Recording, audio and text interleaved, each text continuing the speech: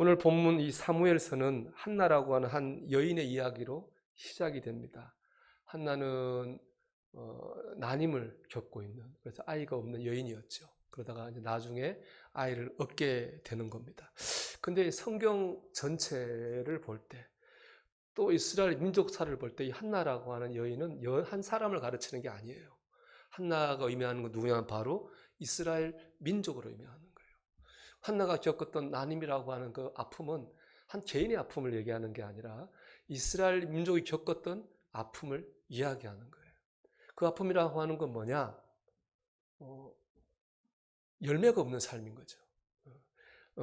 하나님께 사랑을 받았고 신앙생활도 해요. 그런데 믿음의 열매가 없어요. 여기서 말하는 믿음의 열매 이런 거죠. 평안, 기쁨, 승리, 축복, 그런 게 없는 거예요. 여러분처럼 우리도 그럴 수 있잖아요. 우리 그런 거 없는 거예요.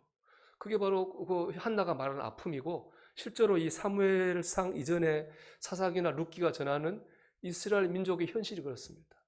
그들은 애굽에서 노예로 살았잖아요. 하나님의 은혜로 애굽을 나왔고 약속의 땅 가나안 땅에 들어왔어요. 자유도 얻었고 땅도 생겼어요. 그러면 행복해야 되잖아요. 좋은 게 많이 생겼는데 행복하지 않아요. 불행하고 오히려 신앙적으로는 더 침체된 삶을 그들이 살았거든요. 그 얘기하는 겁니다. 그게 바로 한나가 겪었던 그 아픔인 거예요. 왜 그랬을까? 분명 여러분과 저는 하나님 사랑하는 하나님 자녀입니다. 우리 또 신앙생활도 하고 있습니다. 그런데 왜 우리에게는 기쁨이 없을까요? 왜 우리에게는 평안이 없을까요? 왜 우리는 승리를 경험하지 못하고, 나 축복받고 있구나라고 하는 것을 느끼지 못하고 살고 있을까요? 오늘 한나가 우리에게 바로 이 질문을 하고 있는 겁니다. 한 걸음 더 나가면, 그럼 어떻게 하면은 이런 상태를 극복하고 믿음의 열매를 맺을 수 있을까라고 하는 것이죠. 저는 오늘 이 말씀을 통해서 두 가지 질문에 대한 답을 한번 찾아보려고 합니다. 왜 우리는 믿으면서도 열매를 맺지 못할까? 둘째, 어떻게 하면은 열매를 맺는 그런 신앙생활을 할 수 있을까? 이 두 가지 질문에 대한 답을 말씀을 통해 찾아보려고 합니다. 첫째는 사람이나 세상을 원망해서는 안 됩니다. 여러분, 한나의 남편 엘가나거든요. 엘가나는 그 당시에는 일부 다처제니까 아내가 한 명 더 있었어요. 브닌나라고. 근데 이 엘가나는 첫 번째 부인은 한나를 더 많이 사랑했어요. 브닌나는 덜 사랑했어요. 이게 역설이에요. 한나를 더 많이 사랑했는데 한나에겐 아이가 없어요. 브닌나에겐 덜 사랑했는데 브닌나에는 애가 있어요. 이런 거예요. 우리는 하나님을 믿고 신앙생활을 해요. 그런데 하나님 안 믿는 사람이 더 잘 사는 거예요. 더 기쁘게 사는 것 같고 더 축복된 삶을 사는 것 같은 거예요. 그런 상황인 거예요. 그것만 생각해도 이게 속이 상한데 브닌나가 한나를 괴롭혀요. 약 올리고 찔러요. 세상 사람 우리를 조롱하는 거죠. 하나님 믿어봐서 너 뭔 소용이 있냐. 그런 말 하는 거 똑같은 상황이죠. 얼마나 한나가 속이 상했겠습니까? 우리가 그거 공감할 수 있잖아요. 그래서 오늘 성경 보면은 한나를 대표하는 단어가 뭐냐면은 눈물이에요. 한나 많이 울었어요. 오늘 말씀 7절에 이런 표현이 있어요. 브닌나가 그를 격분시키므로 그가 울고 먹지 아니하니. 8절에도 말이 나와요. 그의 남편 엘가나가 그에게 이르되 한나여 어찌하여 울며 어찌하여 먹지 아니하며 어찌하여 그대의 마음이 슬프냐. 10절에도 눈물이 나옵니다. 한나가 마음이 괴로워서 여호와께 기도하고 통곡하며.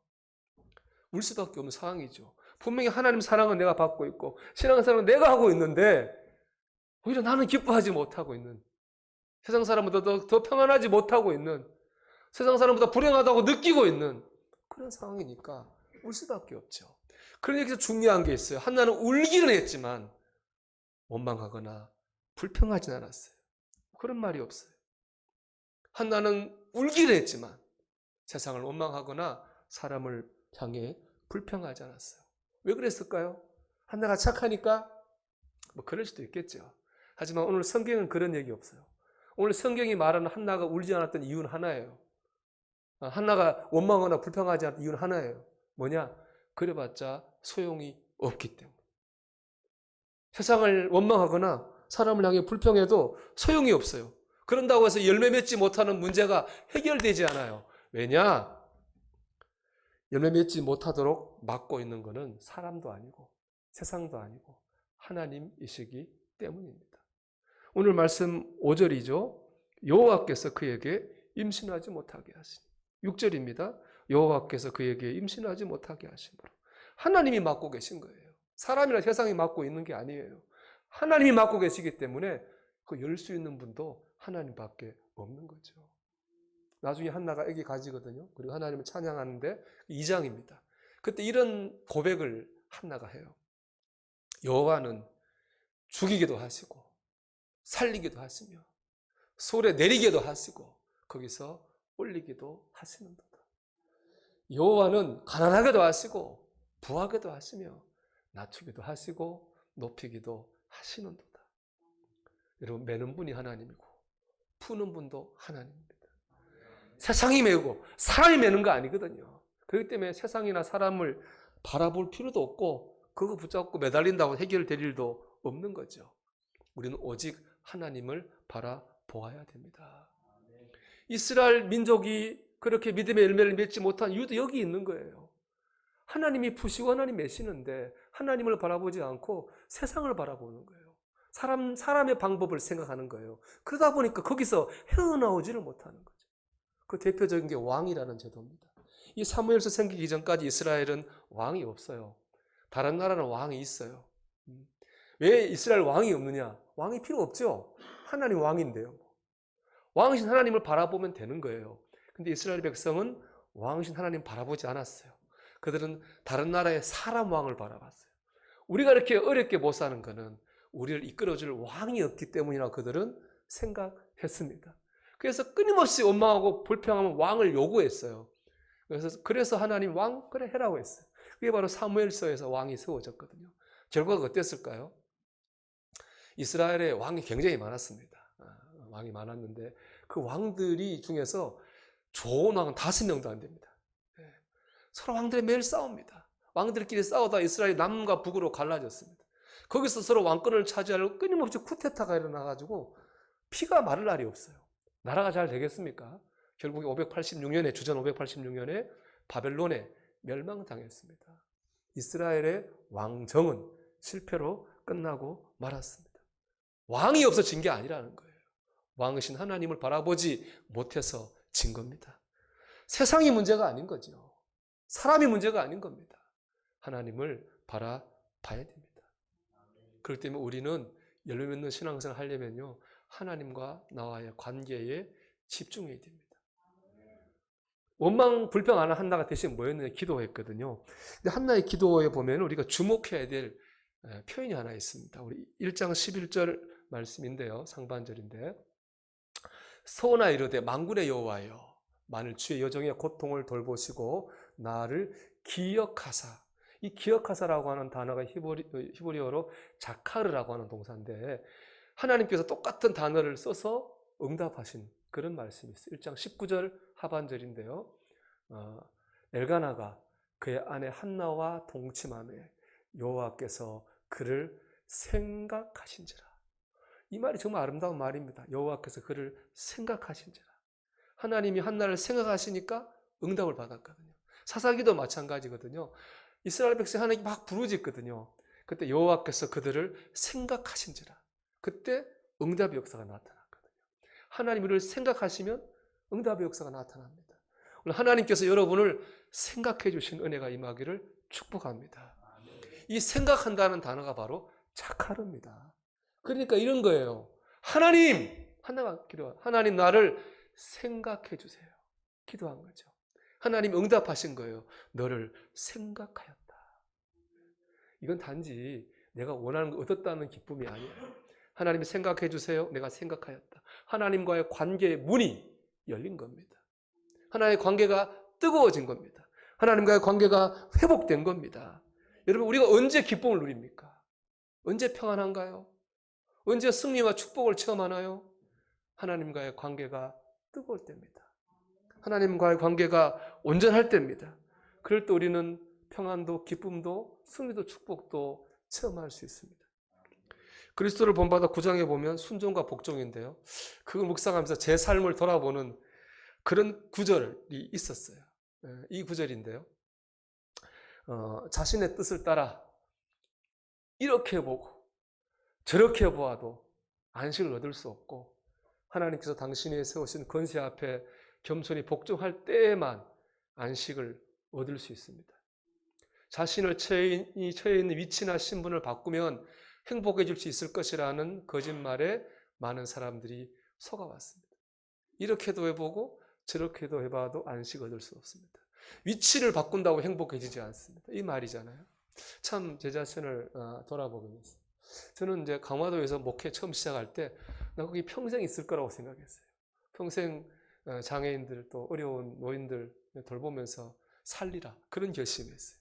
그래서 내가 공부를 해서 사회복지 1급 땄어요. 평생 있을 줄 알았는데 안 됐어요. 제 착각이었어요. 왜냐? 제가 그럴 만한 제목이 되지를 못했어요. 그래서 한 해 한 해 지치더라고요. 사실은 지치면서 6년째에서 많이 지쳤어요. 그러던 중에 어떤 일이 생겨서 그 사회를 그만두게 이제 된 거죠. 그러니까 기도를 그때부터 뭐라고 하냐면 하나님 좀 평안한 교회로 저를 좀 인도해 주세요. 평안하게 좀 살고 싶더라고요. 그때 기도를 하는데 신기한 일, 하나님 기도 중에 환상을 하나 보이셨어요. 그런데 그래서 이제 간 교회가 충주 단빛교회거든요. 놀라운 일이 뭐냐? 제가 환상 가운데 봤던 교회하고 똑같이 생긴 거예요. 파랗게 잔디가 깔려 있고 예쁜 교회가 이렇게 있고 막 경치가 좋고 정말 얼마나 제가 감격을 했겠습니까? 그래서 거기서 또 이제 농촌교회 교인들의 사랑을 받으며 제가 잘 지냈습니다. 근데 참 사람이 간사해요. 그렇게 내가 감사하고 감격했는데 한 5년 지나니까 또 지루한 거예요. 농촌에 사는 게. 도시 목회하고 솔직히 하고 싶어졌어요. 그래서 우리 교회 왔잖아요. 기도한 하나님 우리 교회 인도하셨잖아요. 또 우리 교회가 이제 상가에 있었잖아요. 건축을 위해 기도했어요. 하나님 건축하고 교회가 안정되면 살 것 같더라고요. 그래서 이제 기도를 하겠어요. 예배당을 건축했잖아요. 너무 감사하죠. 행복하고. 지금도 이제 예배당 가끔 청소할 때 되면 너무 이렇게 감사해요. 그런데 그렇다고 제가 매일 평안하고 매일 행복했느냐? 그렇지 않았어요. 참 이 말씀이 맞아요. 위치를 바꾼다고. 내 위치가 달라졌다고. 평안하냐? 행복하냐? 기쁨 있냐? 그렇지 않아요. 처음에는 좋죠. 그러지만 지나고 나면 거기서 거기에요. 여러분은 안 그렇습니까? 여러분 어떤 환경이 바뀌면 처음에는 좋겠죠. 지나면 또 거기서 거기에요. 제가 언제 행복했을까를 생각해 봤습니다. 내가 언제 평안하고 언제 기뻐했지? 언제 승리와 축복이라는 내가 그런 경험을 해봤을까? 한번 돌아보니까 이런 것 같아요. 나를 사랑하신 하나님이 나와 함께 있다고 하는 거 믿어질 때요. 내가 하나님 안에 있다고 느껴질 때 나는 그때 행복했어요. 하나님께서 나를 붙들고 계시는구나 하는 거 믿어질 때요. 내가 주님의 장중에 있구나 느껴질 때 행복했어요. 하나님 나를 인도하신다고 하는 거 믿어질 때, 하나님께 내 삶을 책임지신다고 하는 게 느껴질 때 저는 평안하고 기쁘고 감사했어요. 이거 다 뭐예요? 하나님과 나와의 관계잖아요. 우리가 어디서 믿음의 열매를 거둘까요? 하나님과 나와의 관계인 거예요. 주님 말씀하셨잖아요. 나는 포도나무요. 너희는 가지니. 그가 내 안에, 내가 저 안에 있으면 이 사람은 열매를 많이 맺나니 나를 떠나서는 너희가 아무것도 할 수 없습니다. 포도나무 가지가 포도나무에 붙어 있는 것처럼 우리가 주님 안에 뜨겁게 있을 때에 거기서 우리는 평안도 얻는 거고요. 기쁨도 얻는 거고요. 응답도 받는 거고요. 승리도 하는 것이고 축복도 경험하게 될 것입니다. 그렇기 때문에 지금 내 삶이 헛헛하다고 느껴지면, 내 삶이 메말랐다고 느껴진다면, 뭔가 내가 좀 삐그덕거린다고 느껴진다면 하나님과의 관계를 점검해야 됩니다. 하나님과의 관계에 집중해야 됩니다. 과연 내 기도는 뜨거운가? 하나님 앞에 범죄, 죄 짓고 영적으로 아직 해결하지 못한 죄는 없는가? 내 예배는 뜨거운가? 하나님 기뻐하시는 삶을 살고 있는가? 그런 것들을 점검해야 돼요. 그게 회복되면 우리가 원하는 것들을 얻게 될 것입니다. 관계 전문가로 유명한 게리 스몰리 박사가 쓴 관계 필터링이라는 책이 있는데요. 그래서 거기서 이제 그분이 자기 얘기를 합니다. 이분이 이제 잘 나가는 거예요. 그러니까 사업도 잘 되고 또 명성도 얻고 돈도 벌고 아주 좋았어요. 근데 어느 순간부터 이게 막 삐그덕거리는 거예요.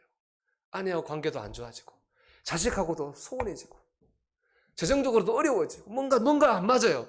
왜 그렇지? 이유를 찾아봤더니 이유를 못 찾겠는 거예요.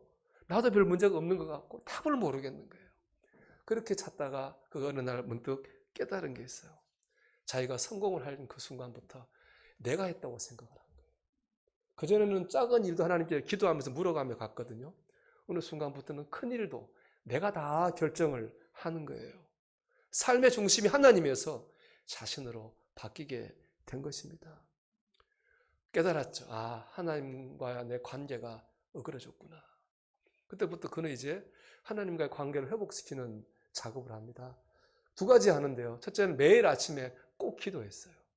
두 번째는 나름의 삶의 규칙을 정해 실천했는데 규칙 중에 두 가지를 소개하며, 첫째, 오늘날 일어나는 모든 일은 다 하나님이 허락하신 거다. 뜻이 있다라고 하는 걸 믿자. 둘째, 삶의 일 상황 가운데 순간순간 하나님 뭘 원하십니까? 하나님께 뜻을 구하며 살자. 두 가지를 삶 가운데 그가 실천하기로 했습니다. 그래서 기도하고 하루에 일어나는 모든 하나님 뜻이 있지. 순간순간 하나님 내가 어떻게 하면 좋을까요? 그런 묻는 삶을 실천했습니다. 하나님의 관계 회복되었죠. 그러자 그의 가정도 회복되고 그의 사업도 회복을 경험했습니다. 그가 이렇게 말합니다. 우리의 삶 속에서 가장 중요한 관계는 하나님과의 관계입니다. 하나님과의 관계가 모든 관계의 기초이기 때문입니다. 하나님과의 관계가 든든히 세워지면 다른 관계들도 흔들리지 않습니다. 그러나 하나님과의 관계가 잘못되면 모든 관계들도 제대로 세워질 수 없음을 알아야 합니다. 여러분 신앙생활은 어떻습니까? 믿음의 열매를 맛보고 있습니까? 아니면 믿음의 열매를 거두지 못하고 헛헛하고 삐거덕거리고 있습니까? 여러분, 하나님과의 관계를 회복하는 일에 집중하십시오. 여러분, 충분히 하나님과 기도로 소통하고 있습니까? 여러분, 예배 가운데에 하나님께 집중하며 예배하고 있습니까? 여러분, 우리가 사모하는 평안, 기쁨, 치유, 축복, 은혜 다 이 관계 안에 얻어지는 것임을 여러분 꼭 기억하시고 하나님과의 관계에 더 집중하며 그 속에서 충만한 은혜를 누리는 성도들이 되시기를 주님의 이름으로 축원합니다.